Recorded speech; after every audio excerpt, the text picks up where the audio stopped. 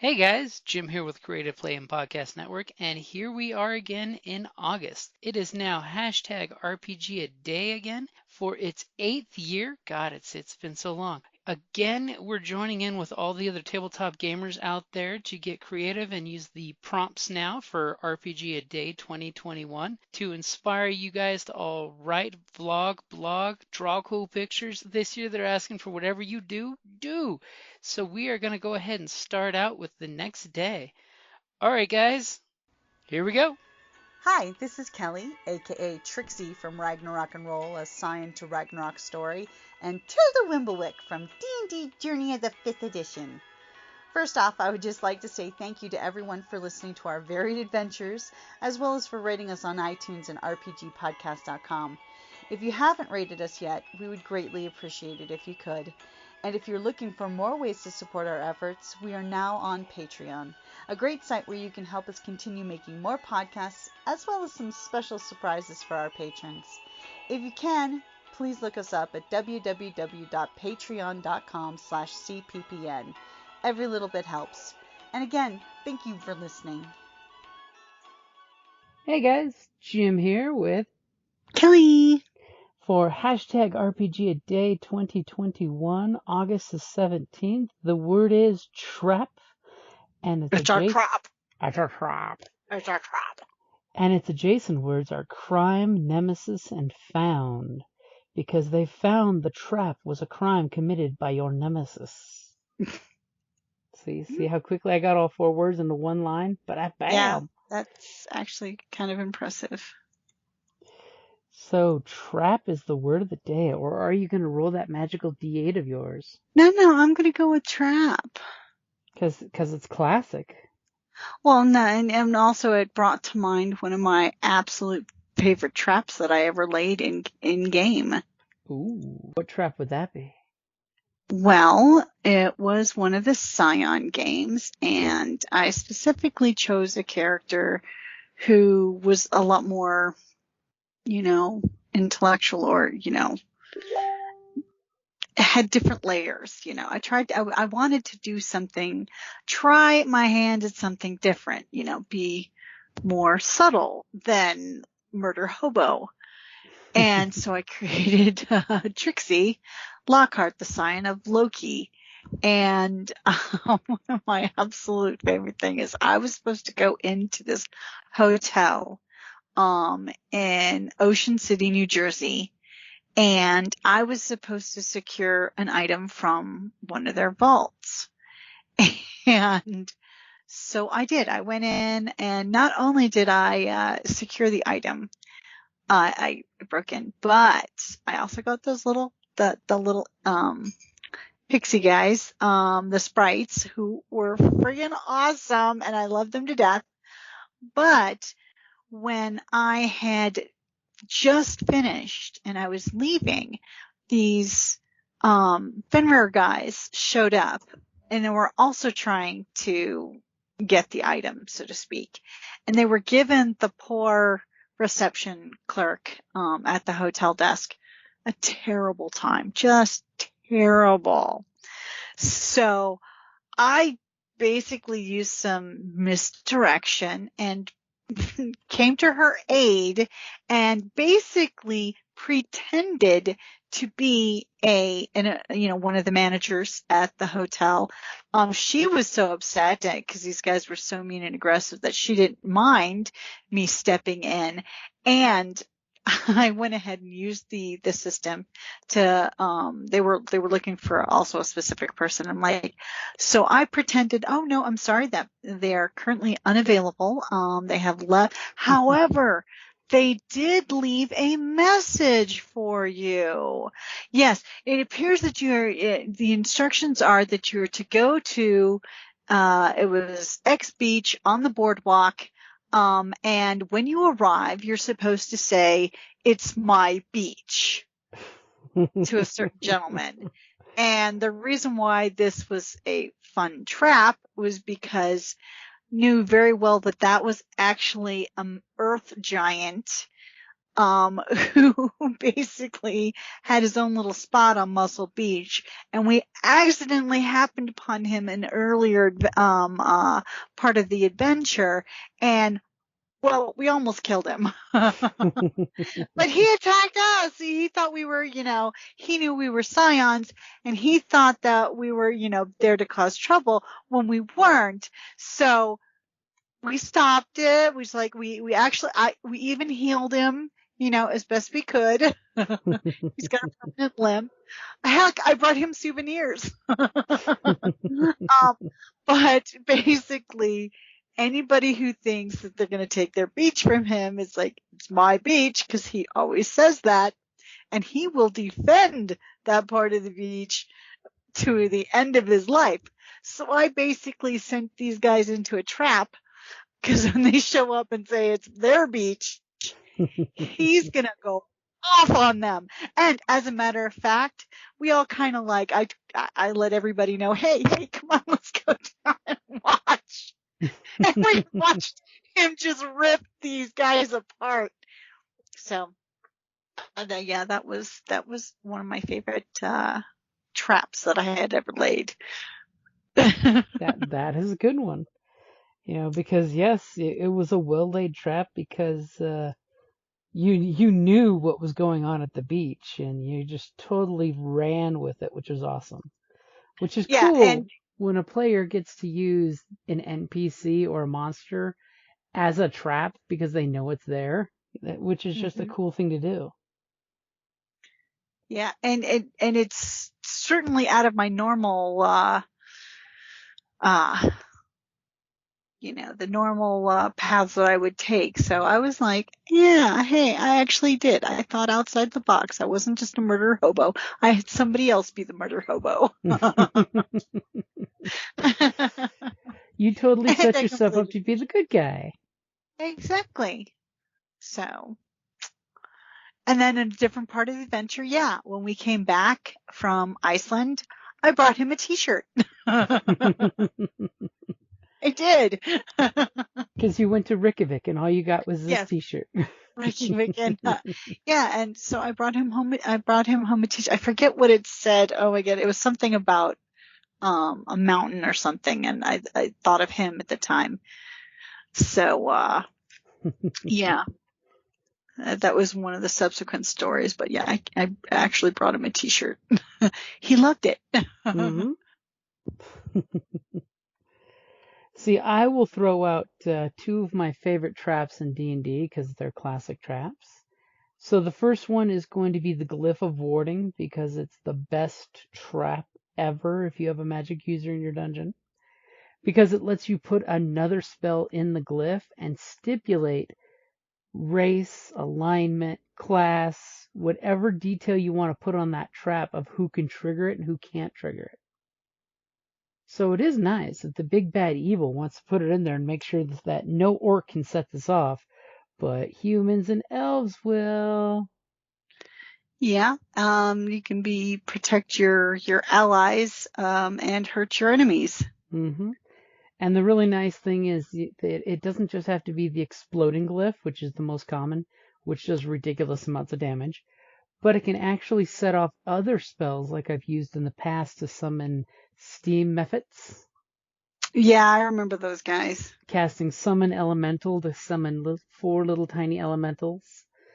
And Those let guys were them. actually kind of a pain in the tuchus. Those guys suck, especially since when they die, they explode. When you kill them, they explode hot magma. The beauty is they explode in a way that does not hurt others of their kind. So it's almost like it's perfect to summon 4 of them to fight a bunch of players and listen to the explosions of steam or magma. Yeah, and you think, oh, hey, ah! And, you can do other things too, like, cast, other spells into it as you need. Like, there's nothing worse than a fireball spell. I've yet to do that because that's just too dicky of a move. That's a lot of damage. Mm-hmm. And I think Jess may have just joined us. Yes, I have. Hey, Jess. Hey! Hey. I was just thinking of it. I was just thinking of a different brand of trap. Oh? It's oh boy. This is again dickish. This is what I call the sunk fallacy trap. Oh, do elaborate. This was designed by kobolds, in my mind at least, where they essentially built a large chimney into their den and built some handholds about 10 feet up to it. So players can see their handholds going up, and then there's pretend handholds going the rest of the way up. And it's like 50 feet of climbing. And there's a door at the top, but the door doesn't actually go anyplace. Oh. It's the sunk fallacy trap, because the players can get far enough up it to do, well, fuck. How do we get the rest of the way up here? And then they will get themselves killed, or waste resources, just doing nothing of any benefit to themselves. And you know they're going to do it because there's a door there. Obviously, there wouldn't be a door there unless there was a reason. Yes. And the ideal for the kobolds is a low-level adventuring party. They try to do some kind of acrobatic jujitsu to get there. They get 50 feet up, they fall down, they kill themselves. And the kobolds don't have to do jack or squat except, clean up afterwards. Diabolical. Of course, I mean, this is so mean to your players, as people, because your players get to the top and they're like, why the fuck did you do this to us? As people, they expect there to be some sort of payoff for this sort of thing. So it is quite mean to them as people want there to be payoff for these things. But at the same time, it's very, I don't know, it's like people expect there to be a payoff for anything that they do. And that's sort of, what makes this diabolical is it's anything. And you never know. I mean, if you ever look at old architecture and buildings, there totally could have been a passage there that centuries ago collapsed, and there's just a door that doesn't open. Yeah. It could be legit, or it could just be a bunch of jerks. Yeah. Or it could be like the Winchester house, and let's just build a door to build a door. Mm-hmm. Yeah. Oh, the Winchester house. There you go. Yeah. The house of many doors that do nothing. Yeah, I mean, there's a flavor of DM that would really enjoy that sort of thing. Because, I mean, not every path has to be the path forward. Mm-hmm. Yeah. You just have to have that sort of relationship with your players who, they will accept that and they will be upset but not too upset. And not want to kill you. And not want to kill you. Yes, optimally. That's okay if they do. As long as they're not waiting. As long as they're not waiting. No, sorry, go ahead. Sorry. I was saying, with the advent of the Roll20 age, it is a lot easier for your players not to kill you. You know you're in trouble when you go to the parking lot and they're all waiting there with their bags of dice in hand. And in that special way, you know you're in trouble. Yeah. Oh, boy. Game Master found beat to death by dice bags. News at 11. Oh, boy. How much damage is that? Depends on the dice bag. I have some that are pretty hefty. Yeah. Like my D10 sets. Yeah. Oh, boy. That's a different type of trap, I suppose. More of an ambush, I suppose. True, but an ambush is a trap, so... Are you getting D&D as a trap? You get somebody started on a one-shot, and then you trap them into gaming more and more. I can't deny that. I really can't. No, I don't think... I won't deny it. It hooks ya. All of a sudden you're like, hey, would you like to play an imaginary game where you get to play this person who's as cool as an action movie star, but as quirky as Ryan Reynolds? I'm sold. You had me at Ryan Reynolds. The bard named Ryan Reynolds, who breaks the fourth wall.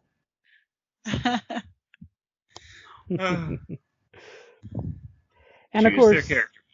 as a game master, I will always throw out there, brown mold and green slime are always a good fallback for a trap. There's a Ew. reason for them to be in any dungeon. Brown mold could be on an old dead body. There's nothing worse than an undead walking around with mold on it, spreading the brown mold. And then Would that be a trap or more of just a random encounter? That would be a trap on top of the encounter. Think about it. Mm. There's that one skeleton that everyone avoids like the plague. Even the other skeletons, Well, they're like, oh, that's him. That's Stay that away guy. from that one. Don't describe it that way, though. That's a different sort of trap for the DM, where your players now adopt it. And now you have Mr. Brownie who, lives with the party somehow. Or they trick it into the gelatinous cube to get all cleaned up. Oh. Oh, good lord. And then they leave him in the gelatinous cube. I don't like gelatinous cubes. And of course, green slime are great because it's just slime on a wall that wants to drop on players because it wants to. Or if you've ever played too much Zelda, you put the green slime in the clay pots and you wait for the players to break the pots. I have had that happen before. And I've also had kobolds be jerks and use their slingshots to break the clay pots while the players are standing next to them. No. Kobolds are the best. Because kobolds are the best trapsmiths in my book. Because, they're those cantankerous little engineers who totally are going to die unless they use booby traps. Yep. No take candle. No take candle. Yip, yip. Yep. Yip, yip. And they fancy themselves dragons. Hey, since they can have winged versions of themselves, I think they're not wrong. Dragon light. This reminds me of my worst theory that since humans and dragons can have fertile offsprings, theoretically we're the same species. Ew. Anyways. Otherwise they'd be infertile mules. It's true. Yeah. We're just, we're the chihuahuas of the dragon race. The hairless chihuahuas. Yeah. You lost your scales, but it's okay. We've lost our scales, and our wings, and a lot of other features, but still dragons. It just goes to show that dragons like to shapeshift into human form so much because, they met the first bard. And that's why bards like to speak Draconic. Much like Dragonheart, it's the true love language. Oh, boy. I was just thinking Silver Dragon, Silver Tongue Devil. Match made in heaven. It's a different sort of trap. A honey pot? Yes. Perfect. Oh or you God. take the pot, you fill it with a slime, and then you pour a small layer of honey on top of it. That's a not so funny pot. That's a trap. It's a trap. 1 part healing potion and 1 part green slime. Oh no. There is so much wrong in that. And of course, there's never a bad reason to use swarms of insects as traps as well, because think about it. If you had a wicker beehive on a rope, we've seen it in all the movies out there. You cut the rope and it hits the ground, and now there's a swarm of stinging insects chasing your party. Yep, that's true. I rarely use the B type, but that's a good one right there. Yeah. Oh, roll to see if you're allergic. Speaking of these swarms of insects, again, same group of kobolds, just putting swarms of insects in a treasure chest because adventurers, they can't help opening the treasure chest. No, we can't. We're looters. My players took the time to like do the investigation. You hear buzzing inside the treasure chest, and they're like, they look at each other and they're like, "This is full of insects, isn't it?" And they look at each other and they nod and they go, "Are we gonna just leave the treasure chest that's full of insects and maybe treasure alone?" No. All right, we open the treasure chest. Insects come pouring out. So was there at least treasure in there? Why would the kobolds leave treasure and insects in the treasure chest? The jingling sound you heard was the bodies of the dead insects building up in the bottom of the chest. Yeah. It was. Of course, that's when your tricky player says, "We'll take the chest, go to the nearest body of water, throw it in the water, and then fish it back out a day later." Yeah. That way we don't have to worry about a swarm of centipedes coming after us. That would have been a more sensible solution. Sensible is not necessarily mandatory. Mm-hmm. Recommended, but not mandatory. Though in the past I have used things like stink shot for kobolds or goblins that is actually pheromone bait for the local monsters. Oh, you did that on the... Oh, I remember when you did that to us. Mm-hmm. Which that one's always fun too, because they're just like, "Ew, what did we get hit by?" And it's not like the players can clean up. And all of a sudden, why do they keep attracting the Ankheads? Mm-hmm. Because they have Ankhead pheromone all over them. Don't you wish somebody had a wizard with prestidigitation? It's a good spell. I love that spell. My bard really loved it, and I'm clean. Oh, when she was trapped for over 2 weeks, almost a month, something like that, where she couldn't use magic. Oh, she was just, 2 weeks in a dungeon with anti-magic. Oh, she was very upset. That was back in the Lady Knights of Adventure when they were in the magic school castle. Exactly. First thing she did after, killing some people, was start cleaning. First out of order, kill the goblin and the half ogre. Second thing of order, avoid the smothering carpet and get clean. Yes, pretty much. That was, number one on her to-do list. Oh, and then when that one gnome threatened to capture them again, and if the imp hadn't have done it, she would have killed him. Her lineman was chaotic. Mortius. She'd have done it just for. Yeah, she was not going back in the cage. Let me tell you. And of course, for any GMs out there that want trap inspiration, check out the old Grimtooth Traps books. They were all over the top. I mean, it was totally killer GM dungeon stuff. But Grimtooth Traps were fun books for anyone who wants to embrace their inner sadist. Yeah. Okay. I will confess, having looked at some of those, as an engineer, I always wonder, it's like, you have, wire that cuts through anything. Why are you using it to just trap your dungeon? Well, why are you putting a door in the middle of a chimney? Because you can. Because you can. And especially if your dungeon has a good ecosystem, you're going to have, one clan in the dungeon who fight another clan in the dungeon for a reason, so that you keep each other at bay.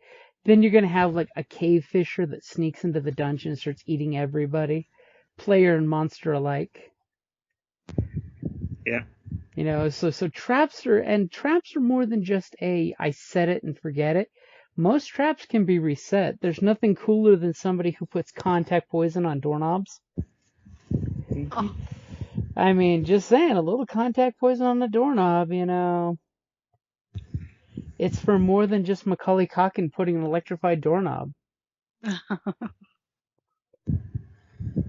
Ooh, to think some artificer in Eberron puts a shocking grasp knob. Oh dear. You touch it, it casts shocking grasp. So have we trapped out the traps?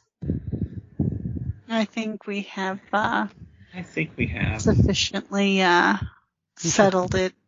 We should not fall into the trap of or crime of trapping too much. Yeah. Alrighty, Yeah. guys. So that's probably going to be a good place to wrap it up for August the 17th. Is there anything y'all want to shamelessly plug? Not now. Not that I can think of right this second. Okay. I will, of course, shamelessly plug the Avatar RPG by Magpie Games that's going on Kickstarter right now that is almost at the $6 million mark. It's ridiculous. Whoa! Yeah, it's ridiculous because everybody loves Avatar. And on Saturday Who doesn't want to be a bender? Uh-huh. Yep. On August the 21st, we have the Steampunk Game Day at Tucson Games and Gadgets at the Tucson Mall. And that's going to be lots of fun. Costume contests, RPGs, tabletop games. I'll be running Iron Kingdoms 5th edition, which is totally steampunk because it's Steamjacks, giant robots powered by steam, and guns. As much as I hate guns in my fantasy settings, I will accept guns in Iron Kingdoms because Musketeers is all kind of a thing. And the Gun Mage is cool. Reminds me of Outlaw Star. So, thanks for joining us on August the 17th, guys. I will get this edited and posted before the night is over. And talk to you guys later. All right. Talk to you later. All right. Bye, guys. Bye.